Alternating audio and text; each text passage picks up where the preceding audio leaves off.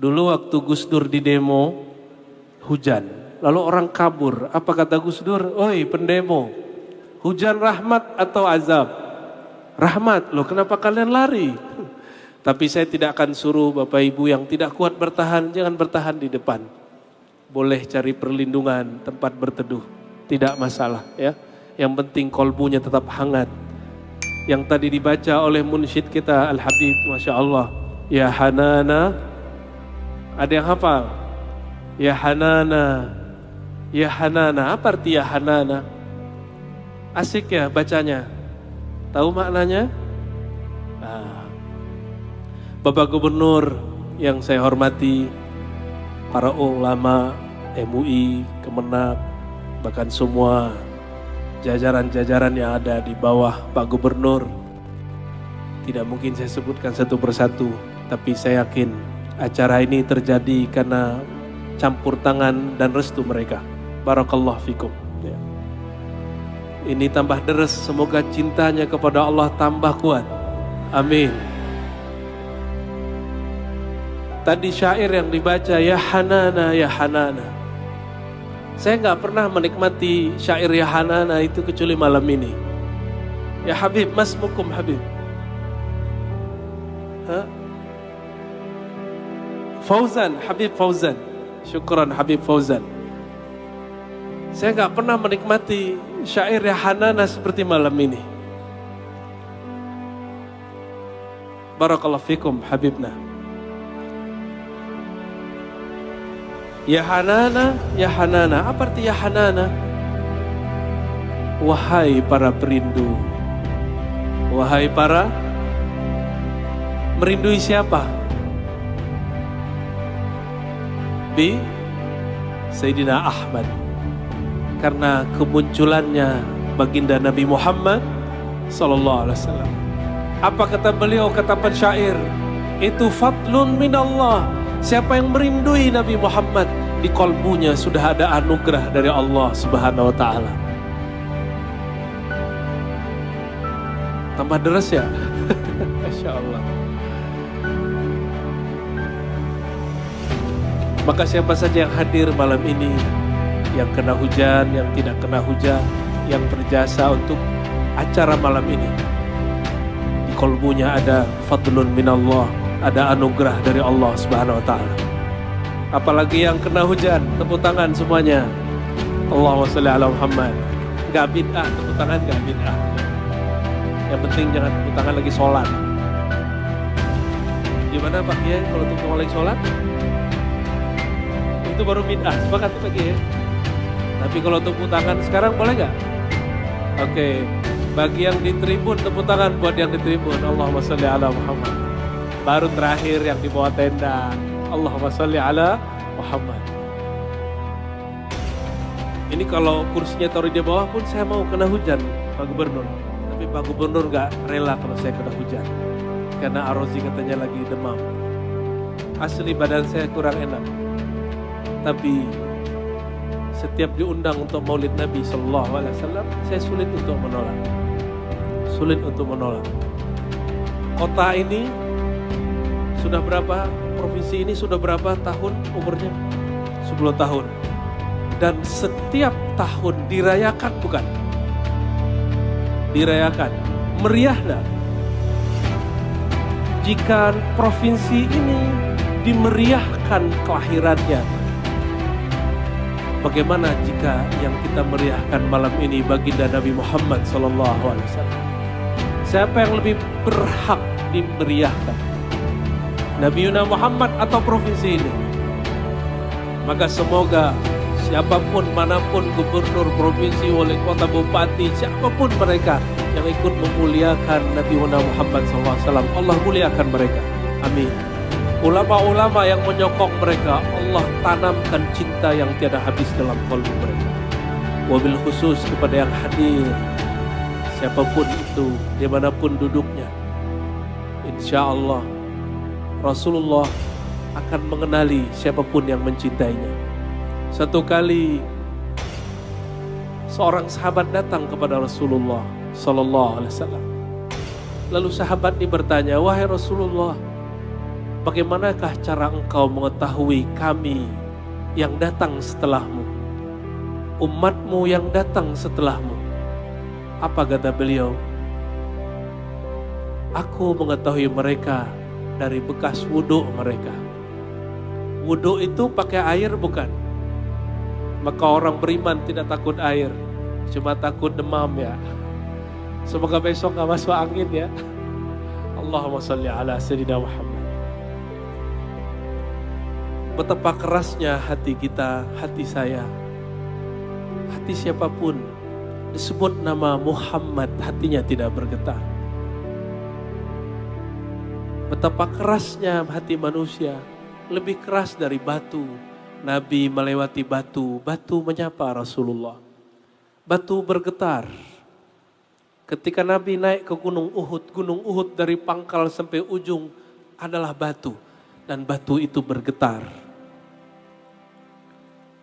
Ketika Nabi mengatakan, ya Jabal, ya Uhud, wahai batu, wahai gunung, tidak usah bergetar.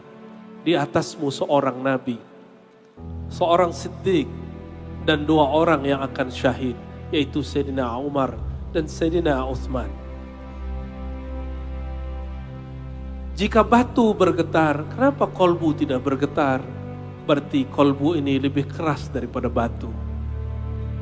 Maka beruntunglah siapapun yang hadir malam ini, meskipun belum bisa nangis, merindui Rasulullah, tapi tertarik untuk menghadiri maulid Nabi. Insya Allah tanda ada nur Nabi Muhammad SAW di kolbunya. Nur itulah yang menerangi pikiran. Nur inilah yang membuat kita tidak kelabakan, tidak benci, tidak sulit menerima orang maulid Nabi Muhammad SAW. Ada seorang syekh di Mesir, namanya Syekh Jabir Baghdadi, masih muda, tapi lebih tua sedikit dari saya. Ketika menjelaskan, kok ada orang gak suka maulid? Beliau agak keras dalam bab ini. Saya tidak mengikuti kerasnya, tapi saya takjub dengan cara beliau menjelaskan. Apa kata Syekh Jabir? Qad ranna syaitan arba'a rannat. Syaitan itu dulu pernah ngamuk-ngamuk, teriak, gelisah. 4 kali gelisah. 4 kejadian. Dan ini dinukil dari Ibnu Katsir. Ibnu Katsir menukil daripada Imam Suhaili dari Ibnu Makhlad Al-Hafiz. Kapan saja iblis gelisah? Pertama, hina lu'ina, saat dilaknat. Kapan iblis dilaknat? Saat dia disuruh sujud, dia tidak mau sujud. Yang kedua, hina uhbita, ketika dia usir dari surga. Yang ketiga, hina wulidal Mustafa sallallahu alaihi wasallam, ketika lahir sang baginda Nabi Muhammad sallallahu alaihi wasallam. Dan yang keempat, ketika turun surat Al-Fatihah. Apa maknanya? Dulu iblis gelisah kalau ada lahir Nabi Muhammad sallallahu alaihi wasallam. Kata beliau, saya tidak tahu yang gelisah memperingati hari Nabi, hari lahir Nabi, jangan-jangan dia di dalamnya siapa? Itu bukan saya ngomong loh ya. Tapi mohon maaf, saya tidak pakai ini. Bagi saya, siapa yang tidak suka merayakan maulid Nabi, mungkin dia punya cara sendiri. Kita husnuzan kepadanya. Sepakat? Tapi ingat, jangan ganggu kami yang maulid Nabi. Gitu ya. Kamu boleh tidak suka maulid, tapi jangan coba katakan maulid itu tasyabbuh bin Nasara, menyerupai Nasrani. Gak apa-apa, kita sudah biasa berbeda pendapat. Dan kita tidak pernah memaksakan orang maulid. Yang datang malam ini dipaksa atau karena cinta kepada Rasulullah. Orang cinta, hujan pun dibiarkan. Orang kalau sudah cinta, maka dia berkorban. Benar. Nah, ini cuma korban baju ya. Paling besok masuk angin dikit gak apa-apa. Pernah dengar sahabat Nabi Ketika Nabi dipanah, ditombak, lalu dia berdiri di hadapan Nabi dan dia terkena tombak. Begitu dia cinta kepada Rasulullah SAW. Nabi SAW pernah beliau kelelahan. Suatu kali beliau pulang di suatu safar yang jauh. Tiba-tiba pamannya Al-Abbas melihat beliau sangat lelah sekali. Maka Al-Abbas membisikkan semua orang, biarkan aku menghibur kekasihku Rasulullah SAW. Lalu dia masuk kepada Nabi dan dia katakan, ya Rasulullah, izinkan aku memuji-mujimu. Amtadihuk ya Rasulullah, izinkan aku memujimu wahai Rasulullah. Ada kawan kita Pak Kiai mengatakan muji Nabi itu syirik. Dia nggak paham hadis ini, bahwa syirik itu bukan al-madhu tapi alhamdu. Kebalik dia, alhamdulillah, al-madhu li Rasulillah. Itu beda tuh, kaidah tuh. Alhamdu, pujian hamba kepada Tuhan, itu namanya alhamdu, tahmid bahasa kitanya. Sedangkan al-madhu artinya pujian juga, itu kepada abainal muhib li mahbubi, antara yang mencintai kepada yang mencintainya. Pak Gubernur, mohon maaf, pernah memuji istri nggak? Sering Pak Gubernur ya? Sering kata Pak Gubernur. Ini para istri-istri pernah dipuji suami nggak? Enggak, belum punya suami katanya. Mas, Pak, halo, istrinya dipuji nggak? Syirik nggak? Syirik loh kata orang. Kata orang sebelah, gimana? Musyrik.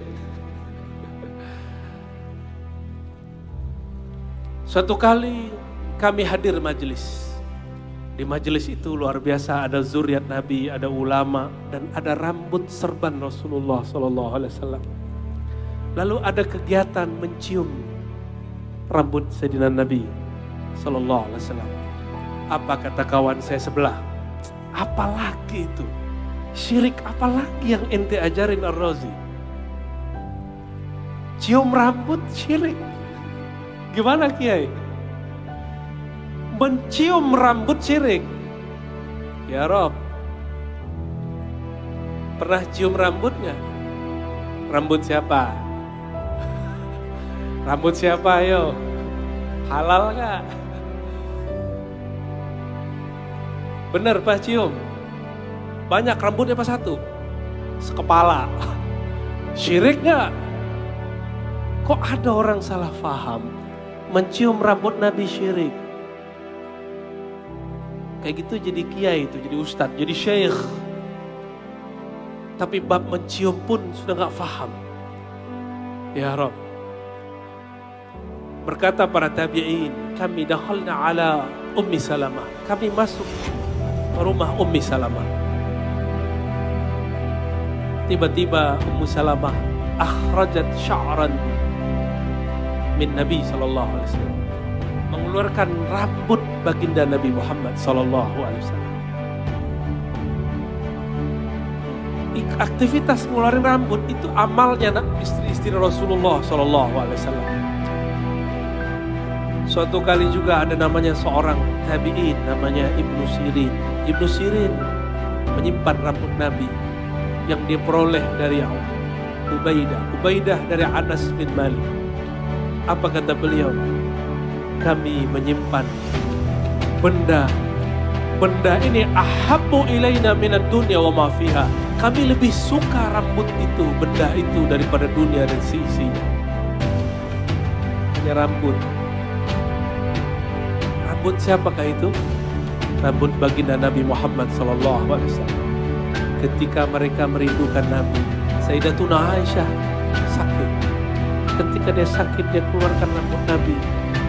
Dia celupkan ke air, dia rindui kekasihnya, suaminya sendiri, Rasulnya. Dia minum airnya dan dia sembuh. Halo Ibu Ibu kalau kangen suami begitu gak? Enggak.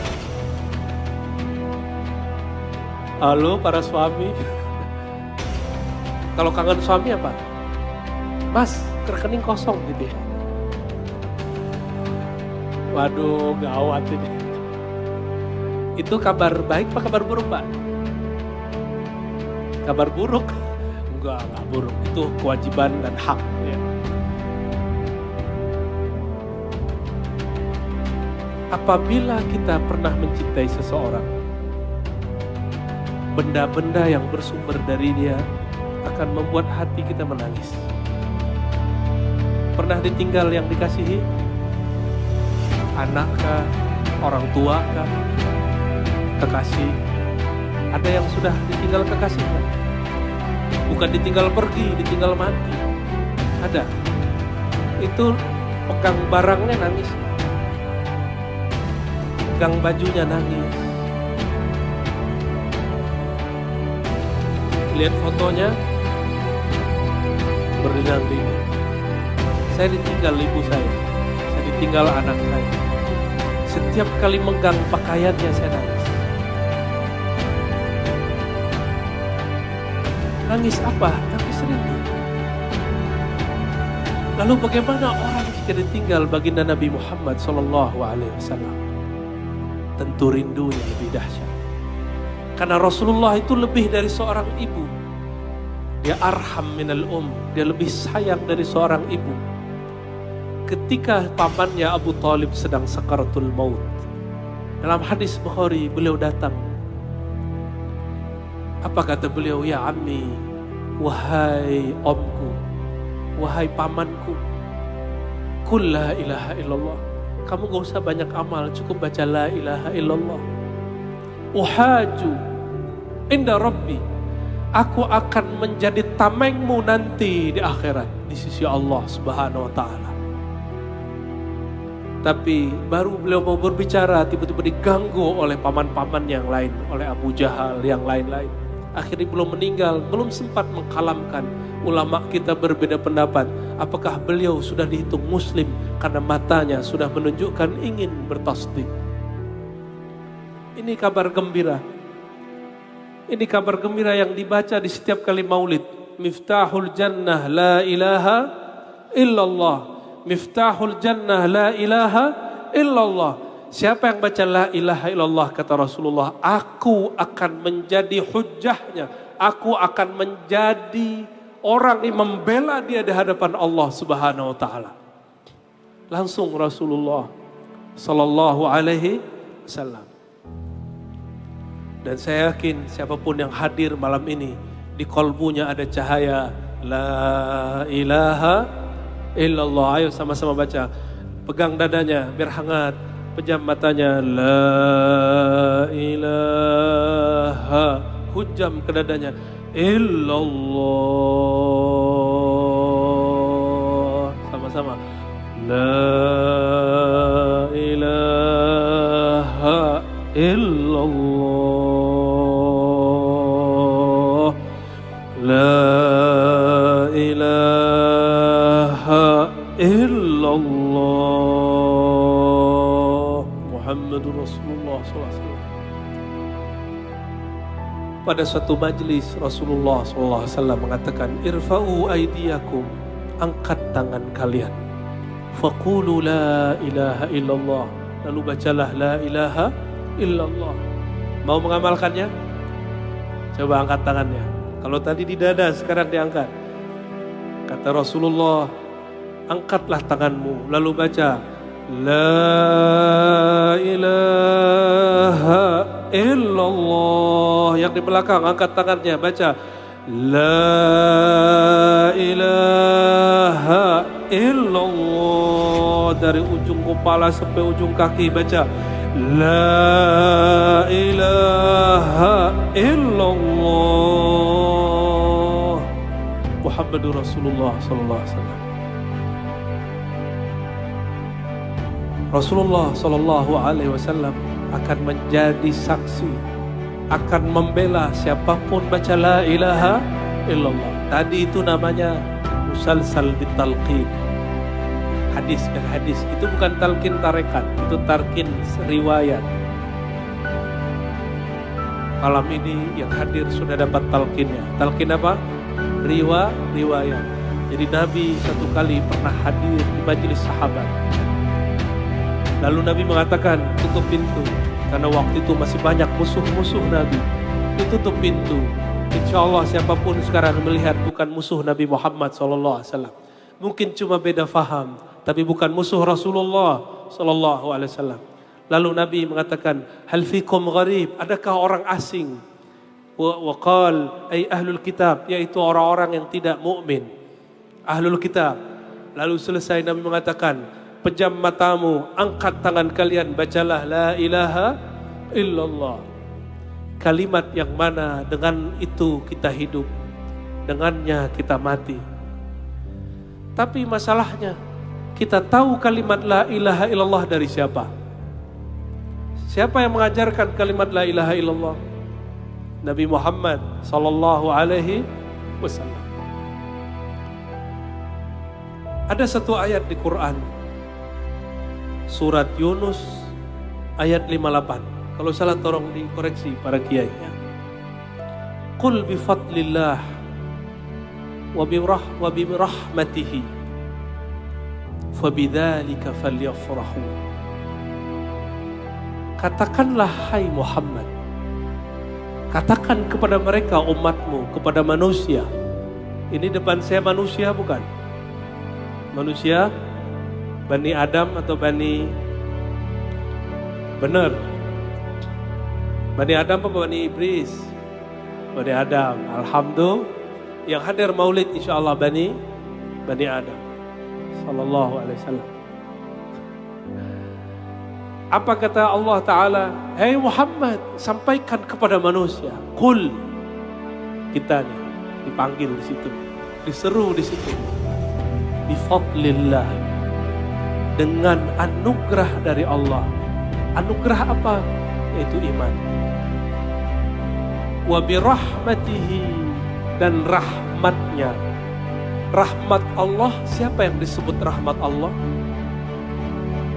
Wa ma arsalnaka illa rahmatan lil alamin.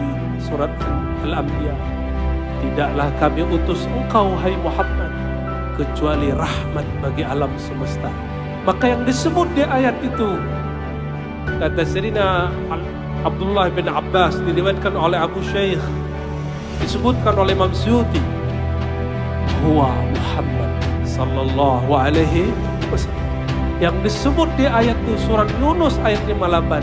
Qul bifadlillah, dengan fadlullah, dan yang kedua birahmatihi fabidzalika falyafrahu, dengan rahmat Allah yaitu Sayyidina Muhammad sallallahu alaihi wasallam, falyafrahu, maka hendaklah kalian berbahagia, hendaklah kalian farhan.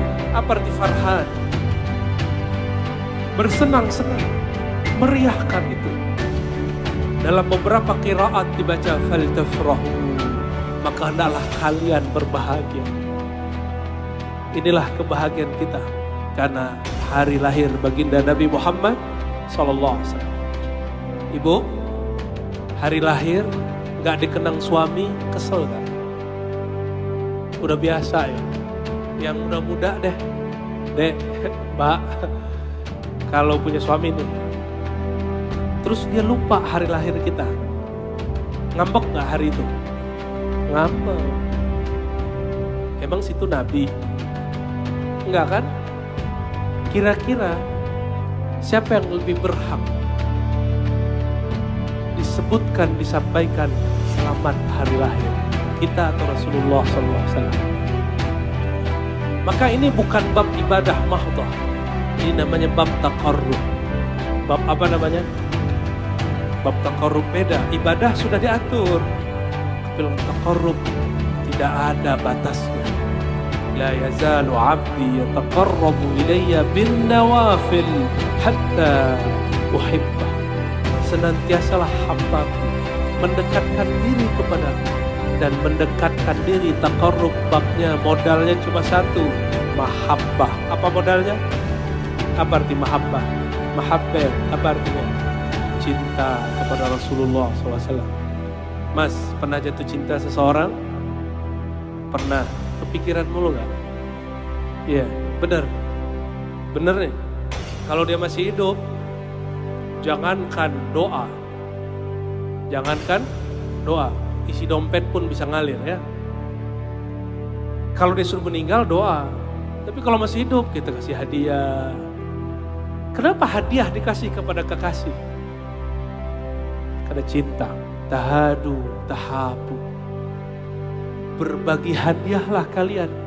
Kalian akan saling mencintai. Seorang sahabat datang kepada murid-muridnya tabi'in. Lalu mengatakan, maukah kalian aku berikan hadiah? Hadiah ini bersumber dari Rasulullah SAW. Sahabat bingung, dia nggak bawa apa-apa. Tabi'in bingung, dia tidak bawa satu kardus duit, nggak ada. Lalu dia mengatakan, tahukah kamu hadiah itu apa? Satu kali kami bertanya, wahai Rasulullah, kami sudah tahu cara mengucapkan salam kepadamu. Gimana cara ucapkan salam kepada baginda Nabi Muhammad SAW? Assalamualaikum ya Rasulullah. Kalau dalam salat, Assalamualaikum ya ayuhan Nabi wa rahmatullahi wa barakatuh. Boleh nggak ingat selain Allah dalam salat? Boleh nggak Pak Kiai? Ini bukan uji loh Pak Kiai. Ini pertanyaan seperti biasa di masa Rasulullah, pertanyaan untuk ngetes, bukan ngetes, ngecek yang di depan kita cinta nggak sama Rasulullah SAW. Ya. Satu-satunya yang disebut namanya di dalam salat selain Allah, baginda Nabi Muhammad SAW. Berarti boleh toh nyebut selain Allah dalam salat. Assalamu alayka ya ayuhan Nabi. Kata sahabat ini kepada murid-muridnya, wahai kalian, kami dulu bertanya kepada guru kami. Guru kami bukan Pak Yai, bukan Habib, bukan doktor, bukan Buya. Guru kami Rasulullah Sallallahu Alaihi Wasallam. Kami bertanya langsung kepada beliau. Kami tahu cara mengucapkan salam wahai baginda, tapi bagaimana cara bersolawat kepadamu? Apa beda salam dan solawat? Kalau salam terasa hadir secara fisik, tapi solawat hadir secara batin. Itu beda solawat dan salam. Makanya di hadis, man salla alayya sallallahu alaihi asyara marrat. Siapa yang selawat kepadaku, Allah yang maha zahir dan batin berselawat kepadanya 10 kali. Itulah anugerah batin. Anugerah batin. Lalu Nabi menjawab, Qul Allahumma salli ala Muhammad wa ala ali Muhammad. Ini satu versi. Di situ nggak disebutkan Sayyidina, karena sahabat ini bertabarruk dengan lafaz Nabi. Karena Nabi menyebut Allahumma sholli ala tanpa Sayyidina. Itu namanya ittiba'ul lafaz, mengikuti lafaz. Tapi kita sebagai orang yang beradab, sebagai yang disebutkan di akhir surat An-Nur, tidak pantas Nabi dipanggil dengan panggilan biasa, maka kita panggil dengan panggilan terhormat. Karena beliau nggak berani mengatakan ana kul sayyidi, kul sayyiduna, enggak. Beliau hanya mengatakan ana sayyidu waladi Adam.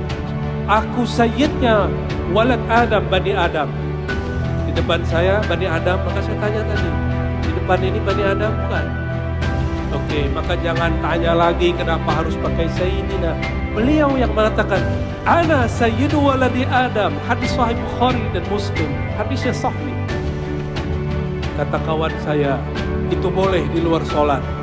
Katanya balik, mana dalil yang melarangnya di dalam sholat? Ada nggak dalil yang melarangnya di dalam sholat? Nggak ada.